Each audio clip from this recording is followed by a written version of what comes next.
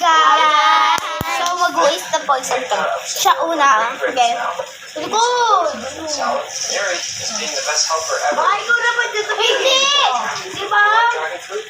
I don't like dragon fruit, but it's very pretty. Ako na. Ako naman! Talikod kayo.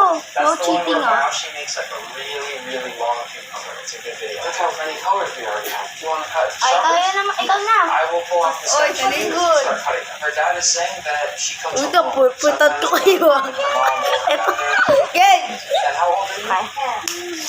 Ako muna. Mom even let me. Ay, ikaw! Siya una. Ako second ah. Look how happy she is about the Safe? snow. Safe ba siya? I've Dito never niya seen kinuha. somebody so happy with Oh, the snow. safe. Asim!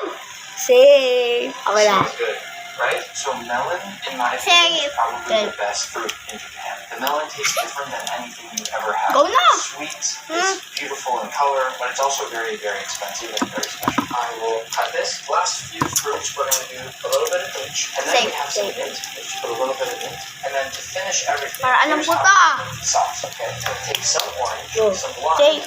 and some lemon. Safe. Squeeze it all over that. Squeeze, squeeze, squeeze. Mix it up a little bit. And while Yep, you're guys, mixing, I'll put a little bit of honey just to Oh, make no. it a little bit sweeter. And now to finish, Oh, no. we're just going to put a bunch of beautiful edible flowers Safe. over the top Safe. of this whole thing. And now we made a huge mess, but the most important thing is we have this amazing fruit salad. Ready to eat? Yeah. Itadakimasu. Go ahead, you have to say it.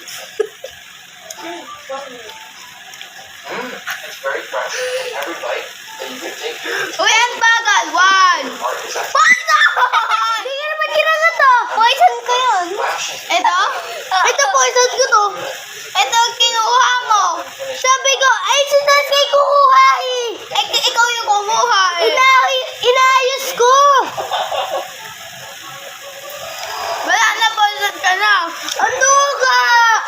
Kung sino nga makakahawak, kung poison na. Say, kakainin ko na to. Hey, ako yung isa. But it's gonna be my sushi. Oh. Ecuador is famous. Goodbye guys. And we're gonna go and pick up. See you next day.